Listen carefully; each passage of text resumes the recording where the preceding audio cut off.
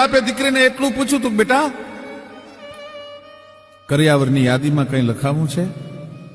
અને આ દેશની દીકરી બોલી છે કે બાપુ, આ દેશની દીકરીએ કોઈ દી બાપને કરિયાવરની યાદીમાં કોઈ દી કંઈ લખાયું નથી. બાપે બહુ આગ્રહ કર્યો. સમજણી દીકરી જનેતાના ધાવણને ઘૂંટડે ઘૂંટડે સંસ્કારનું પાન પીને મોટી થયેલી.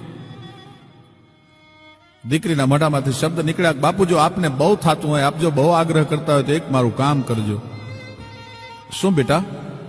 કે મારા કરિયાવરના વાસણ વરો, મારા કરિયાવરના વાસણ ખરીદો ને, એમાં મારી એકલીનું નામ લખાવજો, પાછળ આપનું નામ નહીં, મારા પતિનું નામ નહીં. બાપ બહુ સમજણો હતો, દીકરીની ટકોર સમજી ગયો બાપ. ટૂંકમાં વાત કરો, દીકરી પરણીને જયારે સાસરે ગઈ ત્યારે બધા કરિયાવર જોવા માટે આવે, પણ કરિયાવર જોઈને દરેકને આ વાસણ જોવે એટલે વિસ્મય થાય કે એકલું જ દીકરીનું નામ, બાપનું નામ નહીં, પતિનું નામ પાછળ નહીં, કોણે આપી એની કઈ યાદી નહીં. વૃદ્ધ ડોશીમાં